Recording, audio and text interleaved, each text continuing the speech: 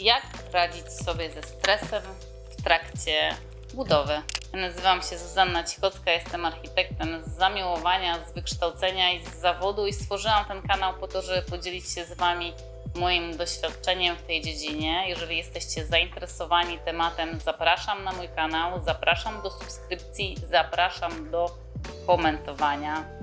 Dzisiaj temat zainspirowany moją pracą, moim życiem i tym, czym się wiąże moja praca i tym, że widzę, że coraz gorzej inwestorzy, klienci, ludzie naokoło mnie znoszą stres związany z remontem. Ja się nigdy nie dziwiłam, że tyle stresu jest wokół budowy i tyle stresu jest wokół realizacji projektów wnętrz, remontów czy budowy budynków. Jest tam po prostu bardzo dużo elementów, które się nakładają i które powodują, że jesteśmy pod gigantycznym stresem. Więc jeżeli znajdujecie się w tej chwili w takiej sytuacji, nie dajecie rady, to zapraszam na film. Może któryś z podpunktów będzie skierowany specjalnie dla Was i Wam pomoże. Zapraszam. Żeby zredukować stres związany z budową, przede wszystkim powinniśmy dobrze zaplanować tą budowę, dobrze zgrać terminy. Wiem, że czasami zdarzają się jakieś spontaniczne zakupy, ale raczej sugerowałabym wszystko zaplanować. Dlaczego? Ja mam w tej chwili taki przykład, że już nie jeden klient akurat ma realizację budowy w momencie, kiedy też rodzi mu się dziecko. To jest straszny stres. Zarówno terminy, jak i samo narodziny dziecka, pierwszego, drugiego, trzeciego, gigantyczny stres. To jak gdyby nałożone powoduje ogromne obciążenie psychiczne, więc mimo, że niektórych rzeczy nie możemy zaplanować, to co się da, spróbujmy rozplanować tak, żeby te ilości stresu nam się nie nakładały.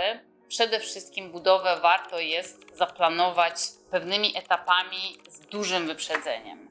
Nie robić tego na tak zwane hip hip hura, tylko wszystko sobie rozplanować. Wtedy na pewno zredukujemy dużą ilość stresu w naszym organizmie. Kolejna ważna, a nie wiem czy nie najważniejsza sprawa. Ja zauważam, że stres głównie przy remontach jest związany z ogromnymi kosztami i mnożeniem tych kosztów. Dlatego zaplanujmy budżet w odpowiedni sposób. Przeznaczmy odpowiednią kwotę, sprawdźmy, czy się w niej zmieścimy. Jak nie, zoptymalizujmy koszty albo zróbmy etapy tej budowy, żeby zrealizować to, co chcemy. I na pewno zawsze, za każdym razem weźmy pod uwagę 10-15%, a w dzisiejszych czasach i 20% zapasu do tego budżetu. Wiem, że to może brzmieć abstrakcyjnie, że musimy aż tak dużą kwotę wziąć pod uwagę, ale tak jest. Zawsze coś się na budowie dzieje niespodziewanego, zawsze coś na rynku się dzieje. Ten rynek budowlany jest ogromnie zależny od tego, co się dzieje w ogóle w ekonomii świata, więc zaplanujmy to w taki sposób, żeby później nie mieć stresu z budżetem. Kolejna sprawa, co możemy zaplanować? Możemy stanąć w prawdzie, ile my mamy czasu na kontrolowanie budowy. Budowę właściwie trzeba kontrolować codziennie, co drugi dzień, co trzeci dzień, przynajmniej telefonicznie. I musimy zaplanować to w naszym harmonogramie dnia. Jeżeli już w tej chwili, na samym początku nie macie na to czasu, nie macie nawet czasu obejrzeć do końca tego filmu, to nie będziecie mieć czasu na prowadzenie budowy. Więc wtedy trzeba pomyśleć o zatrudnieniu kogoś, kto będzie Wam tą budowę prowadził. I pamiętajcie o tym, bo spotykam się bardzo często z sytuacją, w której na przykład projekty są wykupywane u mnie bez nadzorów i potem zaczyna się zabawa w trakcie realizacji, że jednak nie mamy czasu, że jednak może architekta, później zaczyna się bałagan, potem nie możemy tego w żaden sposób zmienić. Koniecznie przeliczcie ten czas, czy dacie radę prowadzić tą budowę, czy nie, a jeżeli nie, to koniecznie zatrudnijcie profesjonalistę, który Wam w tym pomoże.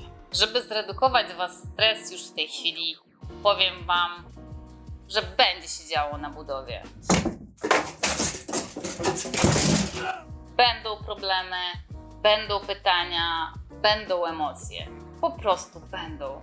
I pogódźcie się z tym teraz, na samym początku, nim zaczęliście okres, jak jesteście w trakcie. Akceptacja tego faktu na pewno Wam zdejmie dużo stresu, bo nie warto walczyć z wiatrakami. Latami pracuję w branży budowlanej i zawsze tam się dzieje. Warto zaakceptować fakt, że budowlanka rządzi się swoimi prawami. I naprawdę nie po to, żeby zepsuć Wam humor, mówię, że będzie się działo. I skoro się będzie działo, to warto to zaakceptować, nie warto z tym walczyć, więc z takim podejściem może trochę zaoszczędzicie stresu. Jeżeli w trakcie realizacji budowy wyjdą Wam kwiatki, znaczy niespodzianki, które ciężko było przewidzieć. Ostatnio miałam sytuację, kiedy na budowie u moich klientów został odkryty toksyczny lepik, jeszcze z lat 80. czy 70., który trzeba było usunąć i jednocześnie usunąć całą podłogę, której klienci nie chcieli usuwać wcześniej. Więc jeszcze do tego, że koszty usunięcia, likwidacji tej podłogi i tego lepiku są bardzo duże, to jeszcze do tego nowa podłoga też jest kolejnym kosztem. Takie rzeczy ciężko przewidzieć, nawet ciężko profesjonalistom sprawdzić i jak one się pojawią, to spokojnie. Należy się zatrzymać. Wiem, że to generuje stres, ale warto się zatrzymać i uświadomić sobie, że teraz już nic nie zmienimy. Mamy te koszty, musimy się z nimi pogodzić. Jedyne, co możemy zrobić, to możemy sprawdzić, gdzie ląduje nasz zaplanowany budżet, dlatego warto go zaprojektować na samym początku i zobaczyć, co możemy zrobić, żeby teraz z tymi kosztami się zmieścić i móc na przykład wprowadzić do mieszkania. Tu bardzo wartościowe jest etapowanie, czyli pomyśleć o tym, co możemy zrobić teraz, a co możemy zrobić później. Dzięki temu trochę stresu z nas zejdzie, finanse nam się zamkną, a my nie będziemy tkwić w tym ogromnym lęku przed tym, że budżet czy w ogóle budowa nam się nie zamknie przez takie przykre niespodzianki. Kolejnym pomysłem, już taki mój autorski pomysł, mieć zawsze taką odskocznię od tej budowy, mieć zawsze taki swój azyl, swoje miejsce, swoje hobby, coś swojego, żeby na chwilę się od tej budowy wyłączać. Sama to przeżywam, bo ja mam kilka budów. Możecie sobie wyobrazić, jak ja jako architekt ile stresów przeżywam w ciągu jednego dnia.